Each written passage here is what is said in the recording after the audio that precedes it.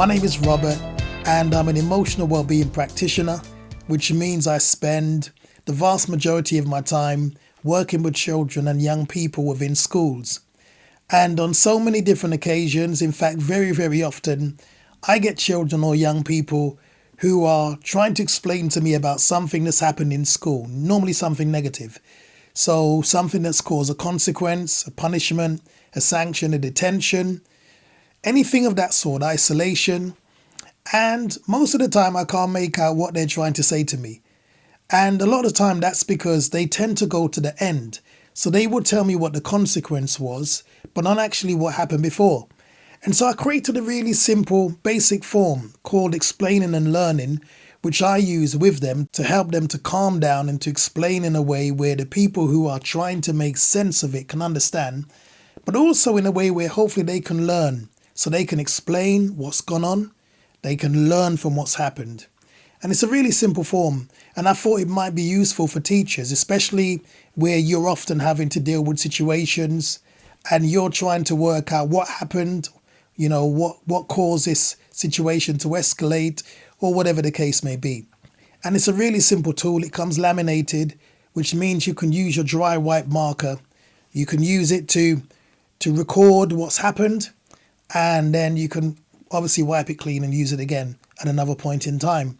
And there are 6 stages to it. The first stage is getting the child or young person to say where they were, the scene of the crime, the location, where were you at the time, and also who was with you, who was witnesses, who was around when this thing happened. So that's the starting point. Once you move beyond that first starting point, the next stage is, what were you doing? So what were you doing at the time? Were you playing football? Were you walking around the playground with your friends? What were you doing? Because that gives you the context, the background. Once we move beyond that, then we look at then what happened next, and then he did, or and then she did, or and then they did, or whatever.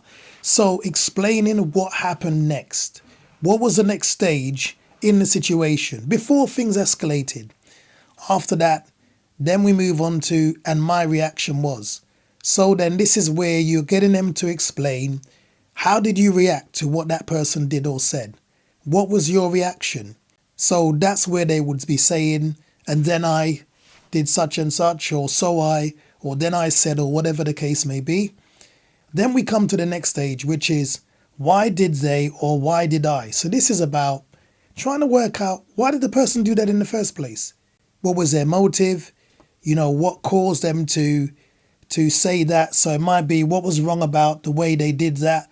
What caused you to react in that way? And what made them do that thing initially?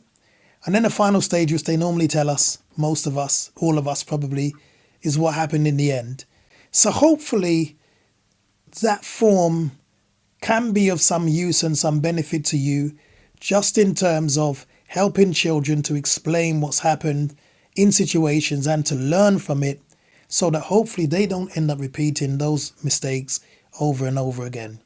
So I hope that will be beneficial to you. If you do find it useful, please let me know. And also you can get a copy of the explaining and learning form from the head teacher if you need one. Thanks for watching.